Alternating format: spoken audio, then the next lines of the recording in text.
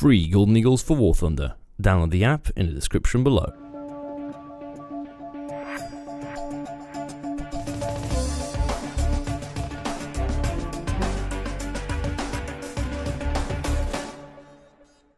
Hey guys, welcome back to War Thunder and welcome to probably a week of scraps. I hope you don't mind this. I'm going to ask this legitimately for the community, and it's just a yes or a no in the comment section. Do you want to see some, in my opinion, above average, to a certain extent, incredible matches that unfortunately are a little bit outdated? I've been cleaning house, essentially. I've been going through my 6TB drive that I have. It's a WD Red for anybody interested, because I haven't actually talked about my PC specs in any of my videos. I have a 6TB hard drive that I copy all the recordings to from my 1TB SSD, because I have to record on my SSD to get the highest quality. Now, this video in particular is going to have the shittiest quality that I've ever pulled from. This is from 1.69. I think this is where my shadow play was just completely bonkered up. Still is, but this was the real peak of the problem. And I think the bitrate along with the resolution is completely off. So if the video looks a little bit shittier than usually, it's not gonna stay. Panther 2. The reason why I don't mind showing old footage is because Panther 2 is a vehicle that I think, with the lineup that it serves, 7.0, Yak Tiger, Panther 2, along with, of course, the 1005, how cheeky that tank is. I love it. And the planes, obviously Arados and the 262s, it hasn't changed. That's why I think if any lineup in the game is still as accurate to show back when 1.69 was still out, and now this will be the one. So what am I playing? We're playing on Kuban. It's a single capture point game. I hate this map. It's a horrible layout.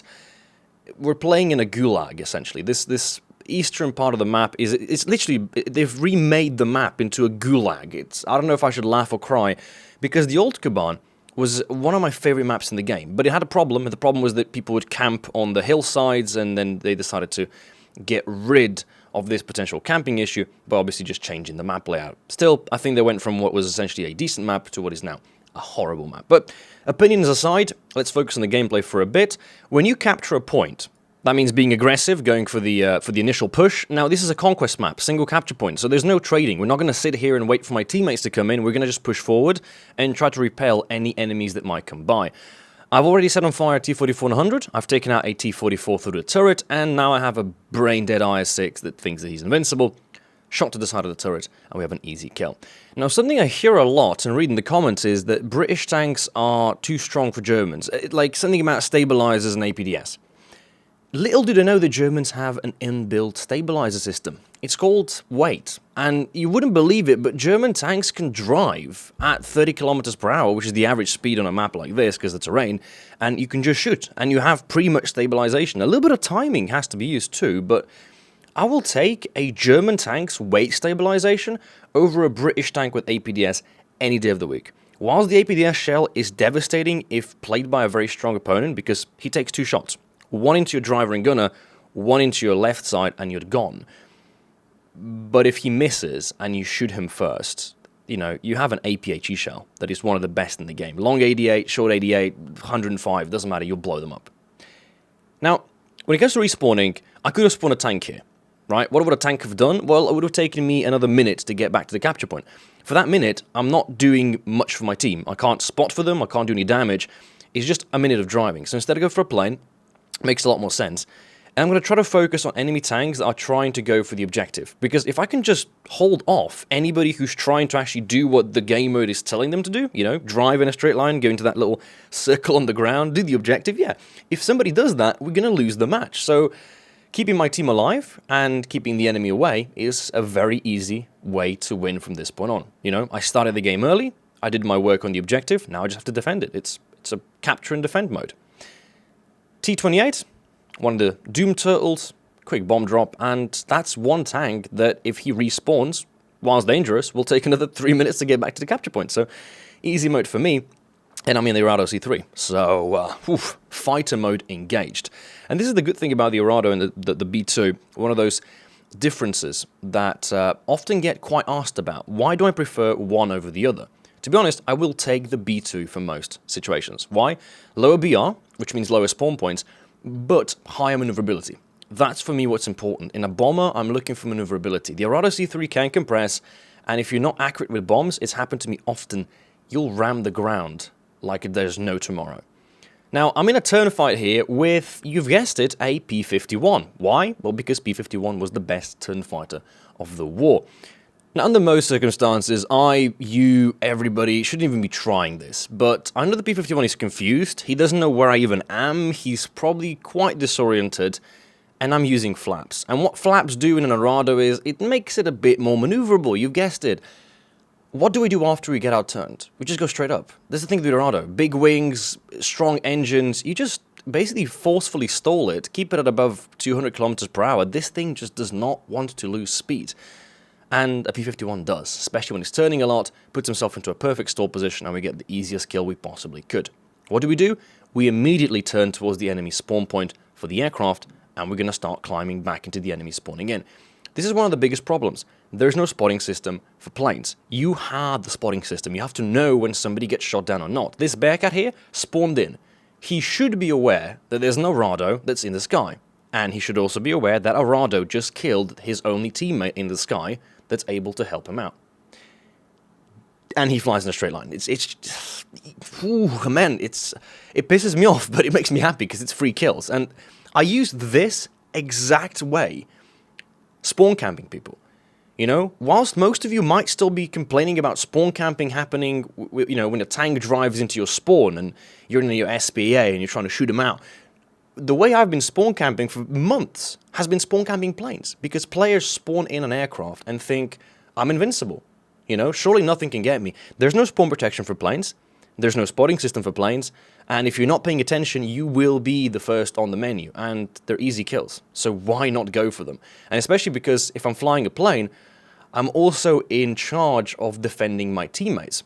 See, right here, the Bearcat made a smart decision. Or rather, the person spawning in whichever plane is engaging me made a smart decision. I was in a stall fight, and I'm very, very weak, susceptible to damage. So now we go back down, and you can see Alpha is getting captured. So this is where the map is starting to take a turn. Even though we have the majority of the tickets, we have the majority of the players, we don't have the capture point anymore. My team didn't play defense for long enough. They've actually moved into the state of almost spawn camping. And that means that my objective, because my objective playing a game is I want to win, so I have to now start doing something in terms of going back into a tank, doing the objective. This is the problem of flying a plane. A plane doesn't win a match. It might turn the tides of the match, but it's not going to win it for you. You can't land it in the capture point. You can't crash into the capture point. You need a tank to do it, or at least an SPA. So, for the starter, I want to finish off what I've begun here, which means re-engaging the Bearcat, and yet again, I suffer from these MG151s. I don't know what it is, because MG151s are some of the best guns in the game. And I love them on any BF-19, any Focke-Wulf, especially stuff like the D13, you know, a G10.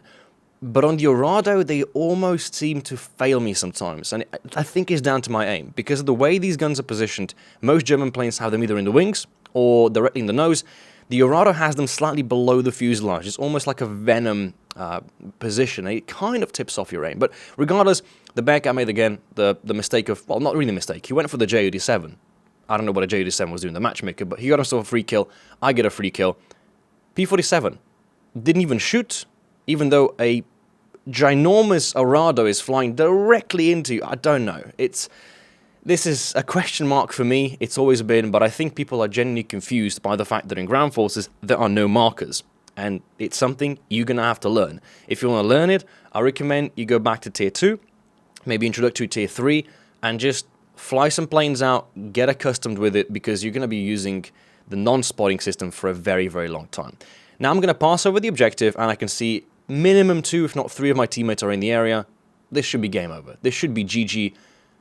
You know, it's game over. I mean, what can the enemy do? Surely. They have no players left, they have no authority in the on the map, and I'm still in the plane, so what I can do, just simply strafe. This is how you spot people. If you ever hear the expression spotting, spotting isn't, you know, you flying in a plane, seeing something and being in chat, yo, there's a tank there. No, what you do is you shoot at it, and when you shoot at it, it marks him on the map.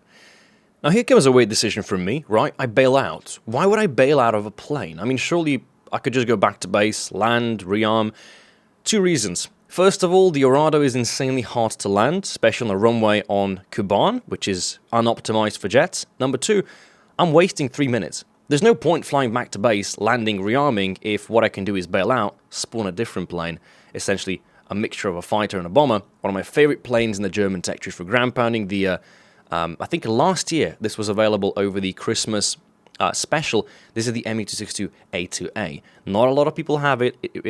It's a genuinely amazing aircraft. It reduces the four 30mm Mk108s for only 2, but it can also carry 2 250kg bombs. This thing is a monster. And I was ignorant here, because if you just glance at the minimap, we don't have the capture point, and we don't even have any teammates. Somehow, in the time that it took for me to bail out and respawn, my team vanished. And then I realized why. Because the way that I bailed out of my plane and spawned another one, my team had all spawned planes too. Unfortunately, they're spawning props. They're spawning stuff that's far below the 7.0 bat rating in which we're playing. And to make matters worse, my first bomb hits. Doesn't kill. Doesn't really damage. The pressure is on. And the pressure is on big time, because even though there's an object of 906, I can't even penetrate them. There's no way I can do damage with my 30mm stealth rounds. This is looking very, very morbid right now. We have 2 SPAA that are sitting in the wrong spawn and are not yet really aggressively pushing towards the capture point, which they should be. We have a ME-410 that just crashed into the side of the mountain, and we have a BFY-9. This is not going to win the game for us. I'm going to have to do something very, very quickly. But there's still planes up. There's still aircraft reliably flying around. So what am I going to do? Am I going to go for the spawn points? Am I going to go for the immediate bailout and go for a tank? I wasn't too sure, and I thought, I'm going to wait and see what SPA do, because an SPA can still solo carry the game if they're good enough. A Coelian has the AP belts, it can do shot traps, it can do crits of different sorts. What I'm doing here is I'm still farming XP. I'm still farming free kills from people who spawn planes in, don't have the situational awareness, and just get themselves plopped. And this is where I write in chat. This is where I start using chat communication as terms of, yo, this is bad, you might have to start doing something. And then this is where I realized we don't have any planes. So I start saying, dude, please stop spamming planes. It didn't matter, though. I mean, right now, I could spam whatever I wanted in chat. It wasn't going to make a difference. Focus on the last target that I can still eliminate, the M19, who wasn't paying attention to me. He was trying to shoot down the props. Makes sense. Easier targets. This is really, really bad, because tickets are about 10-15 seconds away from normalizing. And normalization means that both teams have an equal amount of tickets. Sturr email and 2 Coelians. That's not a bad combo, but it's not going to carry. A Sturr email is not going to carry this game because it's a tank that can get killed by SPA. And when you want to carry late game, you do that either in a fast enough tank that has hard-hitting power that can't get killed by SPA, or you do it in SPA. And even I'm helpless here because I've got no more targets that I can reliably eliminate. So I'm stuck in a just either I can spot for my team, and oh boy, now I've done goofed big time. P51, somebody finally figured out how to do red tails, and I can see SPA firing, so I knew I was going to be dead here, because the best I could do is dive away, but I figured I'll go for a stall, I'll buy myself some time, and hopefully an SPA gets him. It doesn't happen. It's a little bit too far for an average SPA player to get that shot in. He gets me, and, well, we gotta bail out. And at this point, I was pretty much done, because I'm thinking to myself, I was thinking that there's no way we can still carry this game. I mean, we have, we have that little train of 2 Coelians and a Sturr email heading for the Gulag, trying to save the game. If I spawn any tank that I've got, I'm not going to get there before they do. If I spawn a plane, I can't do the objective. And I was so salty, I went to do something else. I was checking out the stats of some of the players that we had, because they were crashing to the ground. I didn't know if it was because they were an accident, was it because they just didn't know what they were doing, was it because their PlayStation controller died? I couldn't tell. I was salty. I was extremely salty about this match, and a little bit arrogant, because I felt like I've done so much in the game, and yet here I am again reaping the benefit of losing. And so I went AFK. I was doing something else. I went to watch a video. I went to do something to cool off. I went for a walk. I don't know what I did that back then. And then I come back, and my team's in the capture point. And yet that wasn't the only thing that I noticed, is that now we're back in that stage 2. It's like the whole match has deja vu'd itself. You know, we have the objective, so we gotta defend it. What I'm gonna spawn the Orado. There's no point in having a fighter in the sky right now. In the tank, I can't really contribute any more than I can doing nothing, because again, it will take me a minute to 3 minutes to actually get into a position where I can do that. So instead, I go for the Orado, and I've got 2 bomb drops. Now, unlike the C3, this thing is very maneuverable, and I should be able to deploy my bomb load precisely on the given target. Now, the enemy has 2 planes up. Is that going to be a problem? Well, if they can't hit me, it shouldn't be. I have to make sure that both bombs hit, though. And I already see some of the targets that are going at me. First thing I do is go into a head-on evade, and immediately spot. I got to figure out, oh boy, that's not good. That's an 82 that just eliminated the Stuart email. I went for the ram here. I was thinking, should I? No, it's a bad idea.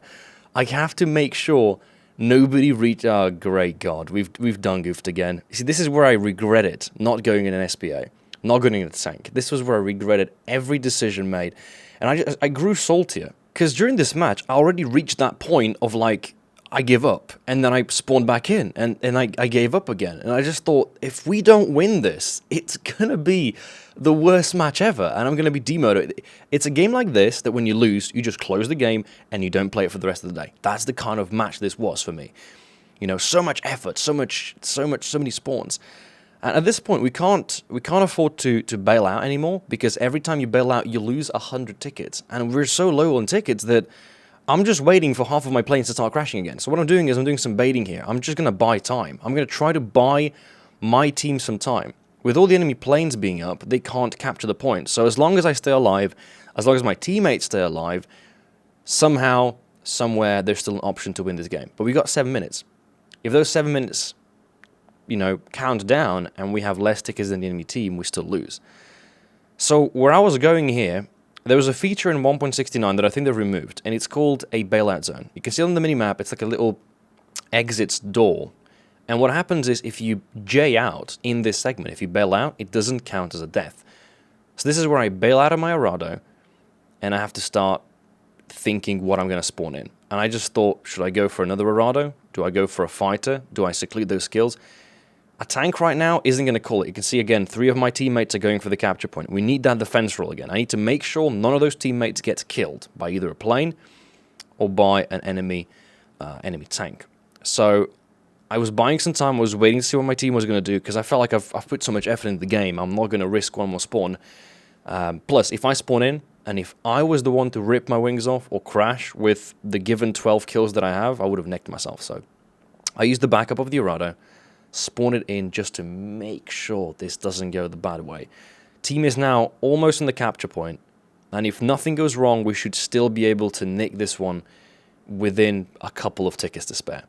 And I think it's interesting looking at the RB2 for me, because when I first got this plane, it was in RB. There were no tanks yet, so there were no lineups, and the only way you could fly this was by bombing the tank columns, going for the bombing zones introduced later, going for the airfield, or just go Orado Akbar and ram bombers from the sky. It was the only thing you could really do.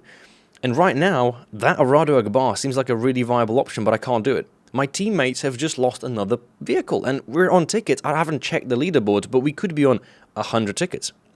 If we're below 100 tickets and I crash, it's game over. If any of my teammates get killed, it's game over. And I think the last thing I need right now is another plane, but it's an I-16. Somebody's flying a tier 1 plane in a tier 4 matchmaker. We're saved. It's going to be a game over. It's going to be a game for us. We have above 300 tickets. They're now running out. We got the capture point secured. I thank my team. I was still going to close the game after this match because it was an absolute nerve-wracker. One last kill, ditch it off before the tickets bleed out, get myself a nice little spawn camp to M26, and that will be the end of the game. 14 kills, 3 assists, and over 8,600 points. What do we get for it? 7,000 RP.